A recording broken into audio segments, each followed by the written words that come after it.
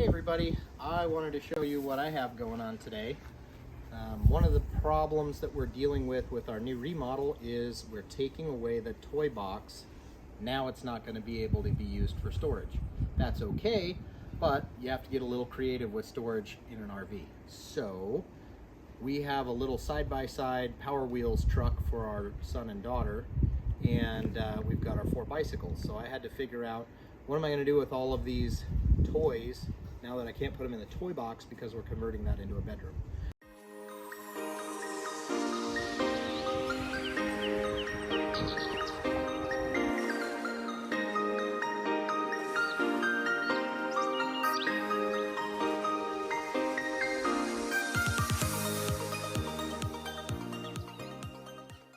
So this crazy contraption here is what I decided to use instead of cargo room inside.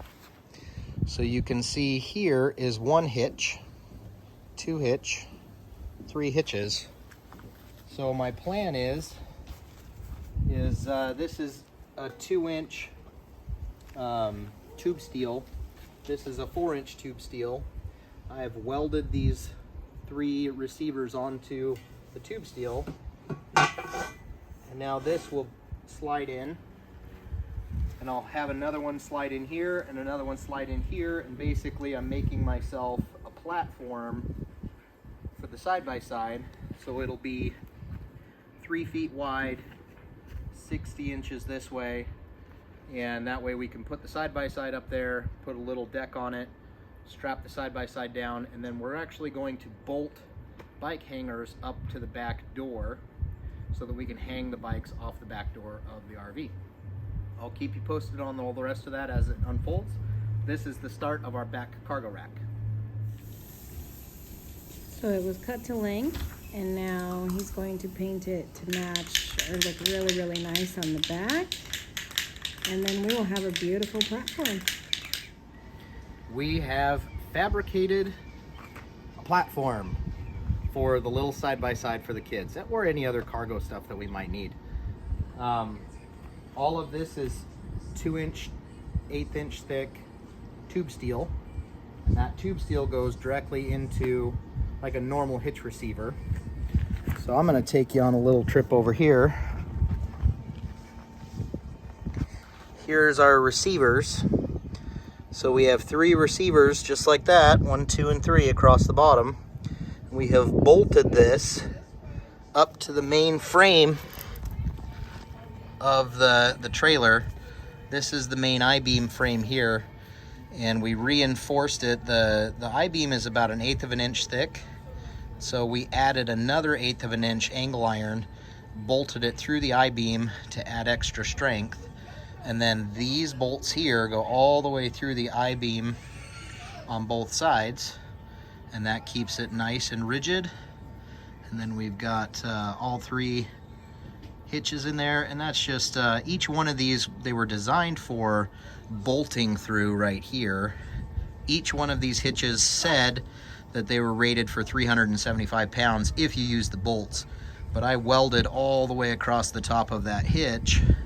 So I mean, it's just as strong as any other small car hitch out there. Probably not as much as like a big class 3 or class 4 hitch, so I won't be pulling anything like a boat trailer or anything like that, but I welded all of these pieces in place.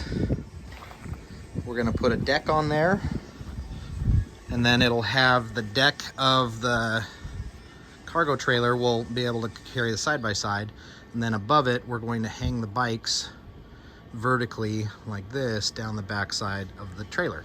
And that gets all of our toy hauler box free so that we can have children inside instead of a toy hauler box. We have a finished product.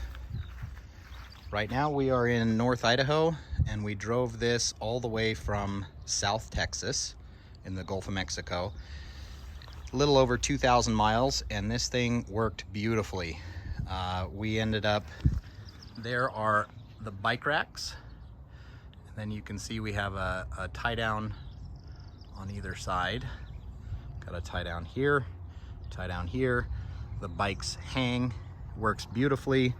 We tie the bikes down here to this frame, and that kind of helps reduce bouncing. These D-rings are for the little side-by-side. I had a lot of people were really concerned with the bounce from this trailer, so I ended up welding the 4x4. We've got this 4x4 beam here. I ended up welding it to the frame as well. So it's bolted and welded and painted. We've gone 2,000 miles plus over bumpy roads and no problems. So we'll get it loaded up and we'll show you what it looks like loaded.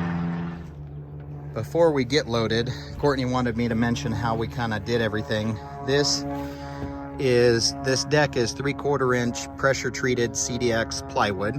I decided not to paint it because it's technically an exterior grade plywood. And then I took this, this is like a drip edge for a roof. And I just took this to keep the edge of the plywood protected so that it doesn't delaminate from the edge. And then these go through the plywood and through these beams.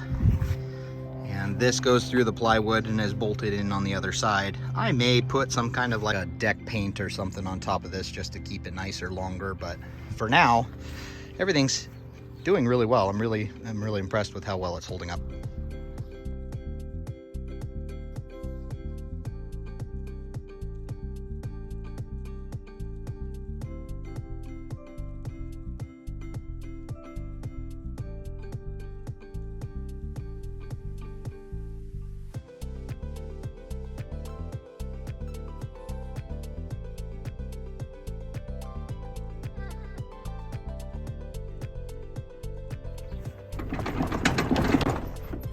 That ain't going nowhere. So that's our setup. Bikes are on, side-by-side's on. We're completely ready to go. We like to overkill the straps just because the bikes do sway, but they have never gone anywhere, and we have this top strap here that we probably don't need, but makes us feel better, and I'm sure it makes other people on the road feel better. A lot of people say, why don't you just get that bike rack on the front of your truck? I really didn't want to have a bike rack on the front of my truck, and that's the main reason. This is just a different way. It's not better. It probably does take a little bit longer to put the bikes away, but I like it. And it makes me so I don't have all that junk hanging out in front of the truck. And the truck has a lot of sensors, so we didn't want to obstruct any of that either.